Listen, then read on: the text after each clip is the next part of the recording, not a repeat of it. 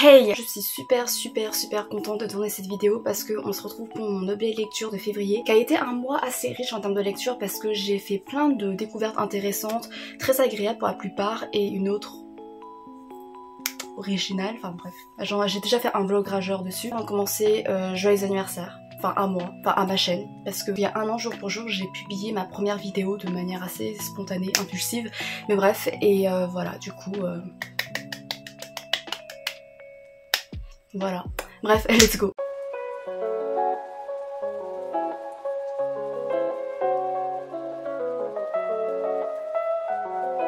Le premier roman que je vais vous présenter dans cette update là, c'est le deuxième tome de la saga dont le premier tome a été le premier roman que j'ai présenté dans mon update lecture du mois dernier. Voilà, vous suivez. Il s'agit de la saga Daivabat, je sais jamais comment on prononce, de S.A. Chakraborty. Ici c'est le tome 2, du coup le royaume de cuivre. Alors grosso modo, pour résumer vite fait le tome 1, dans le Caire, on suit une héroïne Nari qui est une orpheline qui essaie de subvenir à ses besoins autant que possible, c'est-à-dire en escroquant. Elle possède un don de guérison assez particulier et par la suite elle va découvrir que ce don de guérison est lié à un héritage familial constitué de pouvoirs avec des djinns et tout. Et bref, elle s'embarque dans la capitale de Daivabat qui est la capitale des djinns et là-bas elle se retrouve plongée dans plein de magouilles politiques. Bref, voilà, je résume très mal. Alors je pense que j'ai autant, voire plus adoré le deuxième tome que le premier tome, alors que le premier tome ça a été déjà une excellente lecture, mais le deuxième tome c'était juste incroyable aussi. La tension qui monte crescendo pendant tout le roman, qui était nourrie par des enjeux politiques, par des différents points de vue, par des opinions divergentes, avec plein de réflexions intéressantes sur des thèmes impactants comme le sacrifice, comme notamment le dilemme entre tes aspirations personnelles et le devoir et les valeurs que tu dois respecter ou que tu dois accomplir pour servir une cause plus noble par exemple. Du coup ça a donné matière à des personnages de manière grise, complexe, riche, à leurs relations, à leur psychologie, de manière fataliste, impactante. Vraiment l'autrice elle t'épargne rien et au niveau de la galerie du coup des personnages c'était juste hyper intéressant et hyper fouillé de manière plus spécifique dans les personnages. T'as Nari, l'héroïne, alors j'ai beaucoup plus apprécié dans le tome 2 que dans le tome 1, j'ai trouvé beaucoup plus active mais elle restait réaliste dans le sens où comme elle est assez démunie dans sa situation actuelle, elle fait preuve quand même d'une certaine vulnérabilité, d'une certaine impuissance parfois, mais ça ne l'empêche pas de faire de son mieux et je trouve que ses actions, son attitude sont assez réalistes vu son jeune âge. Du coup j'ai quand même bien apprécié. Dara qui est le protagoniste que dans le tome 1 je ne supportais pas. J'ai trouvé plus tolérable dans ce tome là parce que je suis quand même prise de sympathie pour lui parce que c'est vraiment un personnage, tu te dis il est tragique, vraiment tout ne va pas bien dans sa vie et c'est horrible comment l'autrice s'acharne sur lui. En même temps c'est marrant un peu j'avoue. Il est tiraillé entre son rêve, entre ses aspirations personnelles, entre son sens moral et le devoir qu'il va accomplir et du coup il devient progressivement un monstre en quelque sorte contre son gré. J'ai l'impression que l'autrice veut lui interdire la moindre rédemption possible, tu vois, en mode lui il est au-delà du pardon. Je pense que si dans le tome 3 il y a quelqu'un qui doit mourir, il y a quelqu'un de majeur, d'important qui doit mourir, je pense que c'est lui parce qu'il a vraiment cette aura tragique. Après j'avoue si on devait faire un choix entre tous les personnages qui devaient mourir à la fin, Dara, bye bye quoi, parce que j'adore trop les autres. Du coup je suis prise d'empathie quand même pour lui, mais en même temps à la fin va te faire foutre. Enfin, la fin, non, je lui pardonne pas, non mais en fait, dégage en fait, genre, fais-toi tuer, je sais pas. Muntadir, qui est le prince héritier de Daivabat, alors lui, les gars, mais je voulais tellement lui foutre des baffes parfois, mais en même temps, ça rendait ces moments plus attendrissants, plus touchants, encore plus marquants. Sa relation avec Ali, alors, ils m'ont tué. Déjà les relations genre familiales ça me tue déjà, mais alors les relations familiales insty où ils se comportent de manière indifférente, froide, méprisante parce que voilà il y a des différends entre eux, parce que voilà ils ont des divergences assez importantes, mais dans les moments les plus dangereux il y a cette base d'amour solide qui ressurgit naturellement parce que ça ne les a pas quittés, tu vois, sur la fin. La relation entre Muntadir et Ali, ça m'a achevé, mais vraiment en fait ils m'ont ressuscité, après m'ont achevé, après m'ont ressuscité, après m'ont achevé. Bref, ils m'ont bousillé, c'était trop beau, c'était trop bien. Du coup Muntadir, je l'adore, vraiment j'adore ce personnage, j'adore. Et Ali, alors autant dans le tome 1 j'avais déjà développé un crush sur lui, mais dans le tome 2 je suis vraiment tombée amoureuse de lui, mais vraiment j'ai envie de pleurer de vénération là. C'est le book boyfriend ultime pour moi. En fait c'est, je pense, la première fois où je rencontre vraiment un book boyfriend qui correspond à 100% à mes critères de boyfriend IRL. Il est parfait, mais il est pas parfait dans le sens parfait ennuyeux, parce qu'il a quand même des défauts. Par exemple, il est très impulsif, beaucoup trop impulsif parfois, parce que ça entraîne du coup des conséquences assez désastreuses, parce qu'il respecte pas le système politique et les valeurs de sa famille, qu'il estime injuste et impitoyable. Du coup il essaye de remodeler à sa façon, mais comme il est encore assez jeune et qu'il a pas encore tous les outils, bah il fait n'importe quoi parfois.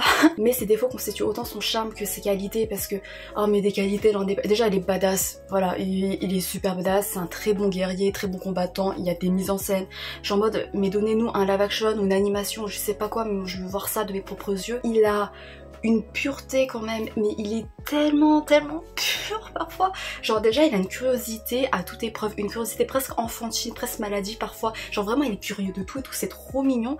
Et surtout il a une maladresse, mais vraiment il me fait trop rire. En fait il a des répliques parfois hyper spontanées mais hyper gamin aussi. Je sais pas comment dire, mais il a une naïveté en lui. Parfois t'es en mode mais il a quel âge ce mec? Mais en même temps ça fait sa pureté et c'est trop drôle. Vraiment il m'a fait trop rire, mais sans faire exprès quoi. Aussi bah du coup le fait qu'il veut vraiment s'engager dans le droit chemin, même si ça veut dire se dresser contre sa famille. Et en parlant de sa famille, j'adore l'amour qu'il a envers sa famille quand il est proche de quelqu'un, mais il est hyper touchant dans son empathie envers ses proches, mais aussi envers les autres, aussi envers les étrangers. Mais ce que je veux dire c'est que pour ses proches, ses relations, vraiment je trouve que Ali c'est celui qui a les relations les plus intéressantes, les plus travaillées dans cette saga là, et du coup ça fait trop du bien parce que j'adore les, je sais pas, des love interests qui ont d'autres intérêts justement que le love. Et en parlant des relations, la romance, en fait c'est un triangle amoureux, mais c'est fait de façon hyper bien fait. Vraiment si vous aimez pas les triangles amoureux, allez-y quand même, parce que c'est développé de manière réaliste, ça prend son temps, ça reste secondaire. Alors autant dans le tome 1, la première partie du triangle amoureux, j'ai détesté parce que c'est hyper rushé, mais je me suis dit je pardonne un peu ce rush là parce que ça constitue un propos intéressant et bien fouillé dans le tome 2, parce que quand tu vois où l'autrice elle voulait y aller de base, tu te dis ok d'accord je te pardonne, parce que vraiment la romance dans le tome 2 ça reste secondaire, mais il y a des petites scènes. Alors Ali, pour vous dire à quel point je suis sensible, moi qui ai un cœur de pierre dans la romance normalement, un moment Ali il a fait un geste que j'ai trouvé romantique et j'ai pleuré, et il a dit des trucs et j'ai pleuré parce que c'était mignon, parce que c'était romantique, et j'étais meuf, qu'est-ce qui t'arrive? C'est pas toi, je te reconnais plus, reprends-toi. J'espère que je vais garder cet intérêt là dans le tome 3, parce que y a vraiment, c'est vraiment bien fait, et je comprends la pertinence du couple qui est en train de se former, parce qu'ils sont trop mignons. On a pris le temps de développer leur alchimie, leur connexion, leurs points communs, leur amitié d'abord, et du coup je suis en mode bah vas-y let's go, on est sur la bonne voie. Et la fin aussi, elle est semée de rebondissements, de plot twists, il y a plein de surprises, elle est super riche, ça te tenait en haleine, je pouvais pas aller me coucher avant de l'avoir lu jusqu'à la fin. Du coup c'était trop cool et j'ai trop hâte du tome 3. Et vite fait d'ailleurs, pour vous dire à quel point je suis obsesse avec Ali, en fait sur Instagram j'avais trouvé sur un compte, je vous mettrai en barre d'infos, de Stonzoku Chronicles, des marque-pages à l'effigie des personnages de la saga. Elle les vendait sur Etsy. J'avais vu le design de Ali et je suis tombée encore plus amoureuse parce qu'il est absolument magnifique. Et j'étais en mode est-ce que je vais payer? Parce qu'en gros tu peux pas acheter un marque-page indépendamment des autres, tu dois acheter le lot en entier avec les frais de port. Ça revenait à plus de 25 € en France. Du coup j'étais tu vas payer 25 €, je sais pas, même si j'aime bien tous les autres personnages, enfin presque, mais de là à payer autant, je sais pas. Et après j'ai vu qu'il y avait un stock faible et du coup j'ai craqué. Les voici. Nari, Dara, je l'aime pas mais il est beau, hein, il est vachement beau. Du coup je me dis Nari, je te comprends un peu dans le tome 1. Par contre Ali, mais c'est, alors on voit pas trop parce que la qualité est dégueulasse et ça va pas faire le focus, mais il a des yeux perçants jaunes, dorés, ça sonne mieux, mais j'adore, il est... Et... voilà, je le vénère, je pourrais le contempler pendant des heures, mais là, faut que je continue, parce que je dois aller en cours après. Bref, voilà, c'est tout.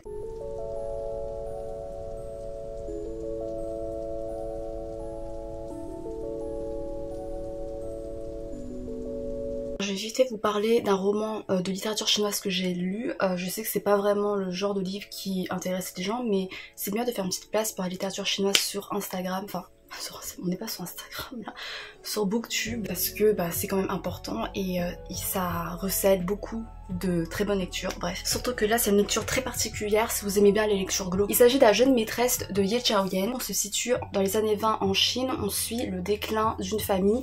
Alors déjà le chef de famille, il est connu pour sa vie de grosse débauche. Un jour il meurt en plein acte. Voilà le summum pour ce genre de vie. Comme son fils est déjà réduit en état de légume, la direction de la famille revient à sa fille, qui est une femme perverse dans tous les sens du terme, manipulatrice, corrompue, vengeresse, haineuse et tout. Elle va essayer de refaçonner la famille à sa façon, mais selon ses aspirations personnelles. Et en gros, métaphoriquement, je dirais que la famille, là, ça constitue un peu la corruption des valeurs traditionnelles, la transition de la Chine du système traditionnel au système un peu plus moderne. Et du coup tu sens que c'est une transition qui est assez difficile. C'est représenté par des personnages qui sont hyper déjà hostiles et surtout ils véhiculent des valeurs qu'ils estiment justes mais qui sont corrompus par leurs propres sentiments négatifs. Comment dire, par exemple l'héroïne, elle veut s'enfermer dans le système traditionnel qui constitue sa famille, elle a une approche très faible vis-à-vis du monde extérieur parce qu'elle a peur de sortir de ce système traditionnel où elle a le plein pouvoir, où elle a le contrôle de tout, alors que dans le monde extérieure, elle est beaucoup plus démunie, elle a beaucoup moins d'outils pour comprendre ses valeurs plus modernes et tout, et du coup elle s'enferme dans ce système traditionnel et tu sens que ça la bouffe et que au final de toute façon ce système traditionnel commence à s'effriter sous la corruption des sentiments des personnages. Par exemple, à un moment, t'as une histoire d'inceste au sein de la famille et je pense que ça montre le fait que plus tu t'englues dans ce système-là, plus tes valeurs peuvent devenir superficielles et malsaines en quelque sorte parce que tu t'accroches, mais pas par respect envers ces traditions-là, mais plutôt par obstination égoïste. De l'autre côté, t'as aussi d'autres personnages qui constituent un peu les valeurs modernes, mais encore une fois, c'est décrit sous un jour pas du tout optimiste parce qu'ils sont eux aussi bouffés par des sentiments néfastes et tout ça va constituer une toile hyper tragique, hyper malsaine, hyper glauque où voilà tu suis ces personnages qui sont pas du tout attachants, qui sont poisseux d'immoralité quoi. De là va naître aussi une romance très toxique, je pense qui est quand même assumée. Moi j'ai lu ce roman durant la période de Saint-Valentin. C'était pas vraiment une bonne période parce que vraiment dans l'amour c'est vraiment le trope de miscommunication par excellence, genre ils communiquent pas, il y a plein de quiproquos, ils arrivent pas à se dire oh ouais je les déteste et tout, ils s'auto-détruisent complètement dans ce système là, dans voilà ce monde de corruption. Et à la fin j'ai trouvé très percutante, j'ai trouvé qu'il y avait un certain charme qui correspondait à toute l'ambiance. Je trouve que c'est une lecture qui peut être assez marquante et franchement je l'ai trouvé bien originale.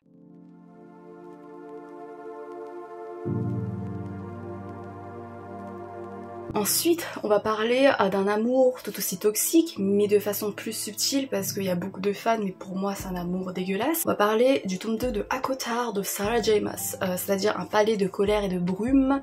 Alors la colère, oui c'est moi, et la brume, c'est mon cerveau qui était tout brumeux pendant que je lisais parce que j'en pouvais plus. J'ai déjà fait un vlog lecture sur ce tome là, du coup je vous invite à aller le voir même si ça spoil, mais en même temps je spoil mais j'ai aucun remords parce que c'est pas un livre que je vais conseiller en fait. Voilà, du coup si vous voulez m'entendre rager pourquoi j'ai autant détesté ma lecture, au final allez le voir. Et d'ailleurs mon bilan final dans ce vlog là il est très gentil en mode oh non mais en vrai ça va, je comprends ça, alors qu'en vrai non, je comprends pas du tout son succès. Déjà je trouve au niveau de l'univers que c'est faible, je trouve qu'il n'y a pas de pertinence politique parce que à chaque fois ça te dit des choses mais ça te montre pas. Voilà, tu vois pas forcément les conséquences, et même au niveau des personnages, la construction des personnages c'est tellement fait de façon hyper fainéante parce que t'as affaire l'héroïne qui est la journaliste, elle interroge en mode alors oui d'accord t'as fait quoi, c'est une journaliste, elle sert à rien, elle est vide, en fait c'est juste un canal pour exprimer les fantasmes de l'autrice et voilà. Et c'est hyper pathétique parce que à chaque fois c'est en mode ouais Rhysand c'est le seigneur le plus puissant, Cassian et Azriel c'est les combattants les plus puissants, mais tu ne vas jamais à l'action. Pourquoi ils sont puissants, pourquoi ils sont aussi puissants, pourquoi c'est plus puissant, je sais pas. Pour Rhysand, alors en fait j'ai essayé de lire, même si j'aime pas ACOTAR, j'ai essayé de lire pour essayer de me réconcilier avec la saga et notamment nuancer un peu plus mon avis sur Rhysand, peut-être parce que ça fait des années que je me trimballe un sentiment de dégoût vis-à-vis de ce mec, de ce porc, je le déteste. Et du coup j'étais en mode, vas-y peut-être que voilà c'est que des préjugés, t'es pas allé au bout du tome 2. Je déteste Rhysand, je peux pas. En fait plus le temps passe à la fin de ma lecture et plus je suis en mode non, ma haine me revient en pleine gueule, en fait ça ne sert à rien, c'est un boomerang quoi. Le développement de Rhysand il obstrue complètement le personnage de Fer. Est-ce que pour vous il y a un aspect de Fer qui est indépendante de Rhysand? du fait que c'est Rhysand qui a aidé Fer, enfin qui l'a secouru ou je sais pas quoi. Pour moi non, Fer elle n'existe pas en dehors de Rhysand et moi je déteste le genre d'héroïne comme ça. Rhysand c'est le mec qui veut susciter de la pitié pour qu'on l'excuse, pour excuser tout ce qu'il a fait dans le tome 1 en mode oui mais il a fait ça pour la protéger, il a fait ça par amour, et Fer elle tombe dans le panneau hein. À chaque fois elle est en mode ah mais il a fait ça pour me protéger, ah mais ça c'est vraiment une preuve d'amour. Y a pas de nuance, y a pas de nuance. L'autrice elle te prend pour une gamine, un gamin, enfin genre elle te prend par la main et elle t'emmène dans des chemins, je suis en mode non faut pas emmener les gamins là-bas parce que c'est en plus c'est pas un livre pour, tu te dis en young adulte tu lis ça, je sais pas trop, alors que c'est juste des fantasmes de l'autrice, enfin tu sens en plus genre le truc de domination, de soulmate, de mâle alpha ou je sais pas. Il y a un fort message qui se veut féministe, mais c'est forcé. Je suis désolée, c'est forcé. Alors déjà, Fer, à la fin, elle acquiert une position pour montrer « Oh, regardez, elle est super forte, gna gna gna. » Ah, je suis désolée, mais c'est complètement pété. Hein. Elle a aucune compétence politique, mais qu'est-ce qu'elle fout là, en fait? Elle est là, pourquoi? Grâce à Rhysand, juste... Tout est forcé parce que du coup Rhysand c'est le feminist king, alors que voilà, du coup on va oublier tout ce qu'elle a fait dans le tome 1. Le mec, à chaque fois, il répète c'est à toi de décider Fer, c'est ton choix, gna gna gna. La plupart du temps il lui donne le choix, mais parce que Fer en vrai elle a pas le choix, genre en mode oui tu peux partir, je t'oblige pas à rester avec nous, mais en même temps Fer si elle part, elle reste avec qui? Elle a nulle part où aller. La liberté elle est indirectement dictée par Rhysand, c'est comme ça que je le sens. Ok, alors j'argumente très mal à ce moment là, mais ce que je voulais dire c'est que en fait à chaque fois que Rhysand il accorde une liberté à Fer en mode oui c'est toi qui choisis, c'est dans des situations où il est quasi sûr que Fer en fait elle va choisir le choix qui correspond à lui, à ce qu'il veut, parce que quand il est pas très sûr, parfois il manipule Fer. Il y a vraiment des moments dans le tome 2 où Fer lui fait aussi la remarque, genre tu me caches des choses, j'aimerais bien que tu me dises plus de trucs, mais parce que Rhysand il est insecure ou voilà il fait pas assez confiance à Fer, mais il fait comme s'il faisait confiance, et du coup je trouve que le féminisme de Rhysand il est hyper biaisé parce qu'il est pas du tout juste,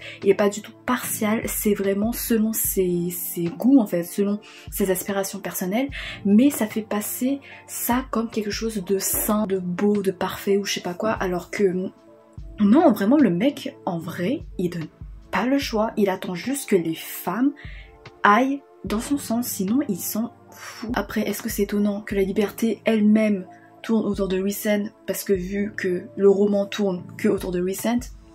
Je ne pense pas, parce qu'apparemment Rhysand, bah, tu sens que c'est le chouchou de l'autrice, et le fait qu'elle fasse tout tourner autour de lui, que tout est biaisé par rapport à lui, que c'est lui qui dicte tout, qui transporte toutes les valeurs, qui est le porte-parole de toutes les valeurs universelles, tout, enfin bref. Voilà, c'est notre leader à tous. Où va le monde? Et d'ailleurs à un moment ça a dit que la liberté c'est un droit naturel, alors pourquoi l'autrice elle veut qu'on applaudisse Rhysand pour accorder le choix à Fer, en mode, parce qu'à chaque fois ça insiste, tu sens que c'est pas un truc naturel, hein. C'est juste un mode pour mettre en avant Rhysand en mode il est pas comme les autres, il est exceptionnel comme mec, moi je suis en mode bref laissez-moi tranquille. J'ai déjà beaucoup trop parlé dessus et on passe à la suite qui est beaucoup plus agréable.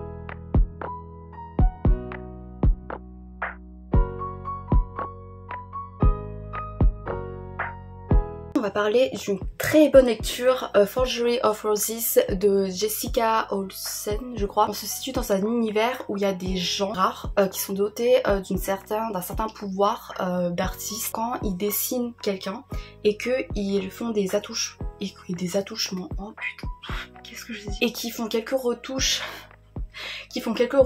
sur la personne, ces retouches là s'imprègnent sur la personne IRL. Par exemple si la personne elle se blesse et que t'as l'artiste qui soigne la blessure, qui enlève la blessure sur son dessin, bah ça enlève la blessure sur l'autre personne aussi IRL. On suit Mira qui est une héroïne qui est dotée de ce don là et qui se cache un peu parce qu'en vrai ce don dans le système politique où elle se trouve c'est très mal vu et les gens ils sont pourchassés et tout, ils sont persécutés. Un jour t'as la femme du président en quelque sorte qui découvre qu'elle a ce don là et qui l'invite chez elle pour accomplir une mission secrète qui est de ressusciter son fils qui vient de mourir. Si elle arrive à dessiner le corps de son fils mais en lui insufflant la vie de manière à ce qu'il soit comme vivant, comme en bonne santé, ça pourrait le ressusciter. Sauf qu'il y a plusieurs facteurs qui entrent en compte comme le fait de savoir les causes de sa mort, son état d'esprit avant qu'il soit mort et tout, il y a plein de causes comme ça et du coup Mira va s'engager dans une espèce d'enquête qui va l'emmener dans les tréfonds des secrets politiques, familiaux. Je trouvais que l'ambiance elle avait un peu un mélange de Sorcery of Thorns et Mexican Gothic dans le sens où t'es plongé dans une ambiance young adulte mais il y avait une tension assez lourde. T'es dans ce manoir et il y a plein de secrets familiaux, il y a des semblants de spectres. Du coup tu sais jamais à quoi t'attendre, tu sais pas à qui tu peux te fier et tout. C'était très mystérieux, très tendu, très noir, c'était trop cool. Ensuite au niveau des personnages, Mira, je trouve que c'est une héroïne qui était super réussie parce qu'il y avait ce côté un peu vulnérable d'elle, tu vois, genre elle manque de confiance en elle, mais progressivement elle va tenter d'assumer son identité en étant hyper courageuse, persévérante. À Auguste, le love interest, il est trop mignon, il est trop mignon. J'adore ce genre de love interest qui est doux, qui est attentionné, qui est trop mignon. En l'occurrence, il souffre d'anxiété sociale et la façon dont l'autrice sensibilise les gens à cette cause-là, c'était hyper bien fait. Ça montre vraiment comment engager la communication avec ces gens-là, comment ne pas les brusquer, comment voilà prendre du recul par rapport à ça. C'était trop bien fait. La romance entre eux deux. Alors moi qui n'aime pas la romance en général, qui venait de bavé de dégoût, de haine envers Rhysand et Fer là, ça m'a fait tellement du bien parce que la romance elle est toute attendrissante, elle est douce, elle est précieuse, elle est pure, elle est juste trop mignonne et surtout elle reste secondaire. Mention spéciale également à la relation sœur-ternelle, sororale, la relation entre les deux sœurs Mira et Lucy. Lucy qui est sa petite sœur, tu sens que la petite sœur elle constitue le pilier qui donne la force et la volonté de persévérer à Mira, à l'héroïne, et ça faisait tellement du bien parce que chaque fois c'est la romance qui est plus fort que tout et là c'est la relation familiale entre les deux sœurs et c'est juste tellement beau. Avec Lucy on a la représentation d'une maladie gastro-intestinale, je sais pas si c'est la maladie de Crohn mais ça y ressemble je pense. Le fait que ce soit représenté dans un roman young adulte ça faisait hyper du bien et c'est super important aussi parce que ce genre de maladie invisible aux yeux des autres, c'est bien de déconstruire certains préjugés, certains stéréotypes et aussi de rappeler qu'il faut pas réduire la personne à sa maladie, tu vois, même si la maladie elle est handicapante au quotidien et qu'il faut considérer la personne comme dénuée de potentiel, dénuée de personnalité ou quoi. Du coup c'était super cool parce que Lucy je trouve que c'est un personnage qui est vraiment fort pour représenter ce genre de choses. Ah oui, au niveau de l'enquête, c'était super cool aussi parce que il y avait des rebondissements, je m'y attendais pas, franchement il y a un rebondissement, alors en vrai on aurait pu peut-être s'y attendre mais moi je suis trop bête, du coup je suis prise le plot twist en pleine phase, j'étais ouah, c'était trop bien. Bref, grosso modo c'était super cool, j'ai passé un très bon moment, il y a de très bons messages avec des personnages qui arrivent à accepter des parts d'eux que la société considère comme des faiblesses pour les transformer en force et en part importante de leur identité et du coup c'était trop bien, voilà.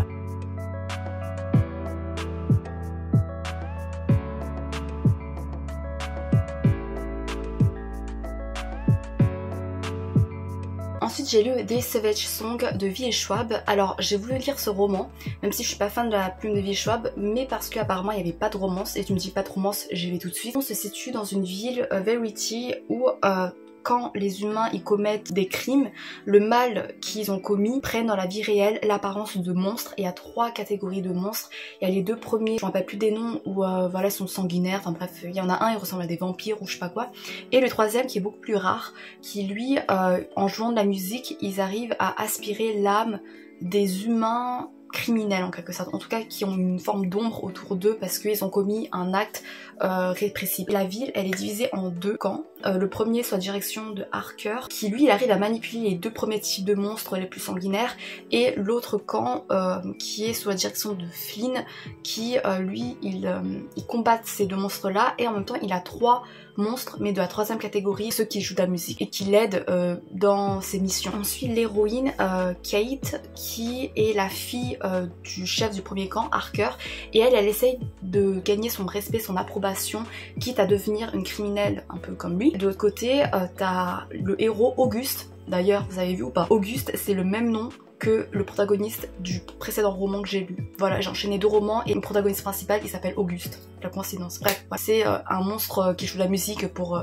aspirer l'âme des gens là. Il essaye de se comporter de façon humaine, bref, voilà. J'explique très mal, je suis désolée. Le fait que t'as des monstres qui sont des entités concrètes du mal exercé par les humains, je trouve que c'est une idée hyper intéressante, limite poétique, tu vois. Ça pose la question du mal, notamment vis-à-vis du meurtre. Le meurtre, c'est un peu comme l'acte qui te déshumanise, mais en même temps, c'est assez nuancé dans ce roman-là parce que tu vois que le meurtre, c'est parfois porté par des sentiments humain en quelque sorte. Par exemple Kate, elle est prête à tuer pour obtenir l'approbation de son père, et August lui il est obligé de tuer en tant que monstre parce que en fait s'il se nourrit pas maintenant, il va avoir tellement faim qu'il va perdre le contrôle de lui-même et il va encore plus tuer de gens, et c'est là qu'il va devenir inhumain. Du coup il y avait ce genre de nuances, mais fait de façon je l'ai trouvé subtile et naturelle. Du coup il y a un peu la question de qu'est-ce qu'être humain. Par exemple Auguste, le monstre, qui lui il a un frère Léo qui est un monstre de la même nature que lui, et Léo lui il accepte pleinement sa condition de monstre en mode on n'a pas à se mélanger aux humains parce que on est des monstres, on est puissants, enfin faut qu'on l'affirme tu vois, et lui il utilise la musique comme une arme en fait pour attirer ses victimes, alors qu'Auguste lui la musique pour lui ça peut être un plaisir où il arrive à se dépayser, à s'évader, à se sentir humain, à remuer quelque chose d'humain en lui, et du coup il y a ce contraste entre la musique qui est une arme, qui est une nécessité pour se nourrir, ou alors comme un plaisir qui semble futile et du coup qui te rend aussi humain quelque part parce que l'humain a besoin de ce plaisir là. Enfin bref, il y avait plein de trucs comme ça, j'ai trouvé hyper impactante en fait, hyper poétique. Il y avait des scènes que j'ai trouvées humaines, je sais pas comment dire, mais il y avait des scènes qui complexifiaient le propos du livre, qui donnaient une certaine maturité presque poignante, amère, poétique, humaine parfois. Et c'était beau, il y avait vraiment des mises en scène, genre la première fois que Auguste a commis un meurtre qu'il raconte dans le flashback là avec le SDF, ou alors le chat, vraiment le chat qui est un peu symbole de la compassion, de l'humanité dont peut faire preuve les monstres. Au niveau de la jeunesse des personnages qui sont malmenés par la guerre parce qu'ils sont dans ce cycle de tension entre les deux camps, à un moment ça peut exploser et eux ils n'ont pas d'autre choix que de s'engager, que de perdre leur humanité. Ils doivent servir une cause plus importante au détriment de leurs propres aspirations, de leurs propres valeurs personnelles. Du coup c'était tragique, c'était fort. Au niveau des personnages plus spécifiquement, Kate c'est un personnage que j'ai pas mal aimé. Je trouve que c'est une héroïne qui, malgré le fait qu'elle essaie de se donner un semblant de sang-froid, un semblant d'impitoyabilité, tu sens vraiment sa vulnérabilité dans cette recherche de respect de son père, parce que tu sens qu'elle est consciente que c'est mal et que elle est dans une relation quand même abusive parce qu'elle en souffre, mais elle a pas d'autre choix parce qu'elle est complètement démunie, elle est complètement isolée du monde, et le seul soutien, la seule attache qu'elle a avec ce monde, c'est ce de son père, et du coup elle est complètement résignée à ça, et du coup t'espères seulement qu'elle va se détacher de cette attache qui semble toxique. D'ailleurs elle m'a rappelé vachement Azula dans Avatar, le dernier maître de l'air, où le personnage c'est une fille du souverain de la nation de feu, et c'est un souverain tyrannique et tout, et elle du coup elle prend un peu exemple sur lui, et parce que elle a été élevée comme ça, et c'est comme ça qu'elle arrive à gagner l'amour de son père. Et c'est complètement toxique, à la fin tu vois à quel point ça la détruit psychologiquement. Il y a une scène à la fin, waouh, et je me suis dit Kate en fait elle est sur ce chemin là, et j'espère qu'elle va mieux finir que Azula. Auguste, comme dans Forge of Lossis, ce protagoniste là c'est mon enfant, il est trop mignon. C'est un monstre qui veut se comporter un peu comme un être humain, mais du coup il est fait très attention à la manière dont les humains se comportent, par exemple leurs expressions faciales, comment ça peut être aussi naturel, et lui il essaie de les imiter, et comment il parle aussi. En fait il est très pur, et parfois il est très premier degré dans son approche sociale, parce que voilà il a pas d'expérience. Mood. Du coup il y a des moments il me faisait trop rire, mais vraiment en fait il y avait des répliques qui touchent, il est tellement naïf, il est tellement pur en fait, et du coup ça me faisait trop craquer. Après j'avoue que par la suite mon engouement s'est assez atténué. Je sais pas, je trouve que les scènes d'action m'ont moins impacté, j'étais beaucoup moins prise dans l'histoire. J'espère que ça ira mieux dans le tome 2, apparemment le tome 2 il est dévastateur, du coup j'ai hâte, en même temps pas trop, je sais pas trop, j'ai peur des morts. Bref, et ah oui, à la fin du tome 1 il y a un mort, j'ai trouvé ça dommage parce que je trouvais que cette personne qui est morte avait du potentiel pour évoluer par la suite, ou pour être bien développée par la suite. Du coup voilà, mais sinon c'était quand même une bonne découverte.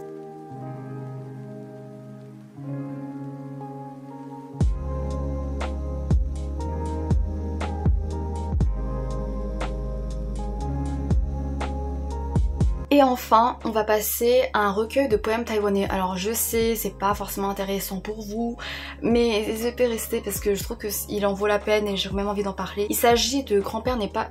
de grand-père, de grand-mère n'est pas poète de Wu Shang. Alors Wu Shang du coup qui est un poète enseignant taïwanais. Je vais lire juste une description de sa poésie pour vous donner un aperçu. Une poésie simple, enracinée dans le terroir taïwanais et profondément humaniste, qui décrit le monde rural avec un mélange de tendresse tendresse et de mélancolie, sans ignorer la réalité qui l'entoure et le menace. Ça utilise en général des images simples, des images épurées, mais ça renforce aussi l'impact de certains messages. C'est beau en fait, c'est simple, c'est sans prétention, mais ça marche et j'adore en fait, et c'est hyper rafraîchissant. Ça aborde plusieurs questions, notamment la question écologique, l'amour de la campagne, le fait de vivre en harmonie avec la nature, mais ça aborde aussi le miracle économique taïwanais qui impacte notamment sur la nature avec la pollution. Ça fait perdre le boulot de plusieurs paysans. Ça rend hommage notamment au travail des paysans, à leur dur labeur. Ça met vraiment beaucoup en avant ça, notamment en parlant du travail des vieux, des vieux, ça sonne tellement vulgaire, des vieilles personnes qui ont travaillé pendant toute leur vie et qui reçoivent pas forcément de reconnaissance. Ça parle aussi de son rapport avec Taïwan, avec le territoire taïwanais, parce que le territoire taïwanais c'est un peu vu comme une île dont on doit partir pour réussir sa vie. Oui, s'adresse à ces gens-là qui partent en quête de American Dream ou je sais pas quoi, parce qu'ils se disent si je m'enracine sur le territoire taïwanais je vais gâcher ma vie, alors que là l'auteur il a une approche beaucoup plus relativiste, ouverte je trouve, en montrant par exemple que s'enraciner en retournant aux sources à Taïwan, en restant à Taïwan par exemple, bah c'est pas forcément une mauvaise chose, c'est aussi une forme d'épanouissement et j'ai trouvé ça vraiment rafraîchissant. Il y avait une petite strophe qui m'a plu. Il me demande pourquoi je ne suis pas pressée de partir. Tout d'un coup je reste sans voix. Ah petite île, je n'avais jamais pensé qu'il me faudrait justifier mon amour profond pour ce pays qui m'a nourri. Il montre aussi son engagement politique en parlant de l'histoire de Taïwan, notamment au niveau des incidents qui ont pu avoir lieu, qui montraient un abus de pouvoir de la part du gouvernement, des injustices subies par la population. Le côté que j'ai préféré, c'est quand ça parlait des générations, par exemple du contraste entre les générations, et il montrait à travers des anecdotes autobiographiques. Par exemple, il parlait de son père qui est mort jeune, son rapport avec son père, et maintenant lui en tant que père avec ses enfants. Il y a aussi beaucoup de poèmes qui ressemblent à des leçons de vie pour ses enfants, mais aussi ses élèves, comme elle a été enseignant. Il rappelle à ses élèves, à ces enfants-là, de toujours forger leur propre identité, leur propre discours, au lieu de se laisser influencer par des discours extérieurs et se contenter de les répéter de façon superficielle et hypocrite. Et du coup c'était très important et il fait preuve, je sais pas, il y avait une certaine humilité, une certaine dimension très humaine. Par exemple, en rendant hommage aux paysans, il utilise deux exemples très forts qui ne sont nul autre que sa mère et sa grand-mère, qui voilà, il consacre plusieurs poèmes à sa mère où il montre que ce sont des femmes qui, même si elles n'ont pas reçu de vraie éducation comme on le voit, mais ce sont des femmes hyper riches aussi et qui lui ont offert beaucoup de choses, qui lui ont apporté énormément de choses et il veut leur rendre hommage. Tu sens vraiment son respect, son amour, son admiration pour ces femmes-là. Et pour finir cette très longue vidéo, je voudrais lire le poème principal qui est « Grand-mère n'est pas poète ». Grand-mère est analphabète, elle n'est pas poète.